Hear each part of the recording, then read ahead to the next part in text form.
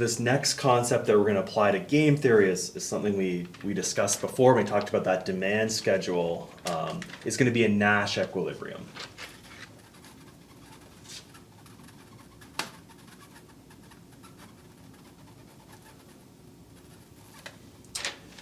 So a Nash equilibrium is about an outcome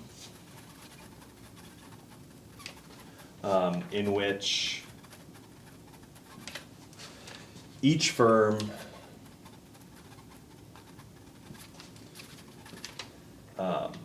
is using their best strategy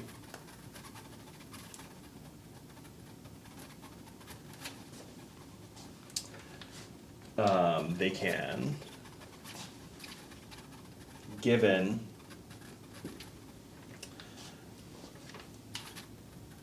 what the other firm is doing.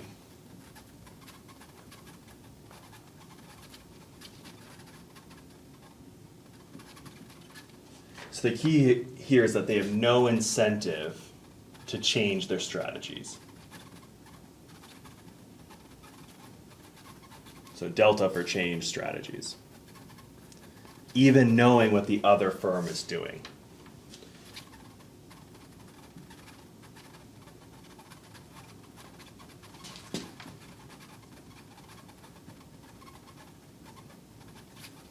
And so again, let's write out that matrix, that payoff matrix like we did before, and let's think about what's a Nash equilibrium for this payoff matrix. So we had firm A and firm B and cooperate and compete. And we had firm B up here, and we had co-op and compete.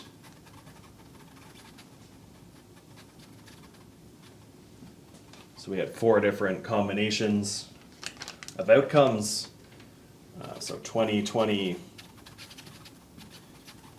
17, 17, and this was 22, 15, and this was 15, 22. Okay, and so, I mean, we know we have 2 dominant strategies from before, and so where they meet is going to be a Nash equilibrium. But in general, we could have multiple Nash equilibriums in a matrix, and even in a 2x2 matrix, we could have 2 Nash equilibriums here. So the best strategy to kind of figure out what a Nash equilibrium is, kind of go cell by cell and think about would either firm want to change their decisions, knowing what the other firm is doing. So here we only really have to check 3 because we have a co-op. These 2 are, it's symmetric, so these 2 are the same, and we have this compete strategies. Okay, so let's start off by thinking about the cooperate, where these 2 cooperates meet in this 20-20 outcome. Let's think about whether that's a Nash equilibrium. So the key here is to put ourselves in the shoes of one of the firms, and we know what the other firm is doing. So let's put ourselves in firm A's shoes. So we're going to start off by putting ourselves in firm A's shoes. And we know that the other firm is cooperating. Because, that's how we got to this outcome. Because we're trying to decide if that's a Nash equilibrium. So the other firm's cooperating. And right now we're competing. So that's why we're at this 20-20 outcome. And we want to decide if we have an incentive to change our decision. Instead of cooperating, do we want to compete if we know that the other firm's cooperating? Well, we do, right? If we know the other firm's cooperating, what gives us the highest outcome is for us to compete. If they're colluding and producing a small amount of quantity, our best bet is to produce more and take advantage of that. So because we get a higher output by changing our strategy, this is not a Nash equilibrium. We have this incentive to deviate and change from a cooperative strategy to a compete strategy. So this is not a Nash equilibrium. We could say it's not a Nash the other way too, if we put ourselves in firm B's shoes. So if we put ourselves in firm B's shoes, we're deciding whether to cooperate or compete, and we know the other firm is cooperating. we could stick with our strategy of cooperating and get 20, or we could change our strategy to compete and get 22. Again, we have this incentive to deviate, so firm B also has an incentive to deviate. So that's why this outcome is not a Nash equilibrium.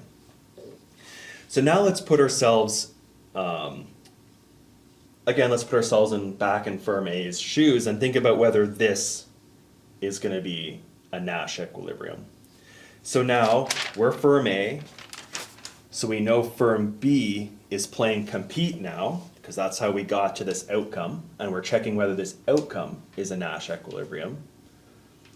So the other firm's competing, and so we can either cooperate and get 15, or we could change our strategy and compete, and that would result in getting to this payoff matrix, which gives us 17.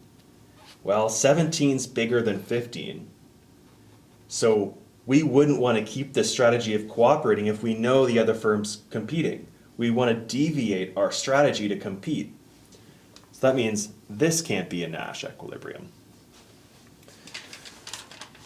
Now again, this is not going to be a Nash either for almost the same reason as this isn't, but let's check it, to go one by one and check it.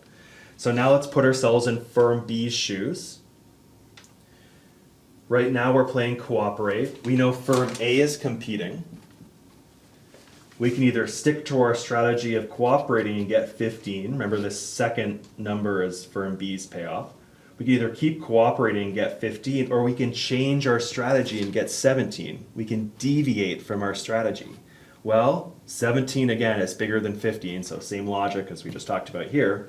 17 is bigger than 15, so if we knew the other firm was competing, we'd want to also change our strategy to competing. So that's why this can't be a Nash equilibrium. Now we're left with this one cell, and it's going to end up being a Nash equilibrium, but let's kind of talk through the logic of why it's a Nash equilibrium. So let's put ourselves in, let's go back, and we're going to be in firm A's shoes again.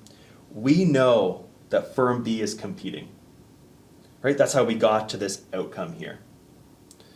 We're getting 17 payoff. Our payoff is 17 by competing if the other firm is competing. We could change our strategy to cooperate instead, but that results in our payoffs going from 17 down to 15. So firm A has no incentive to change from compete to cooperate when they know the other firm is competing. So firm A is happy.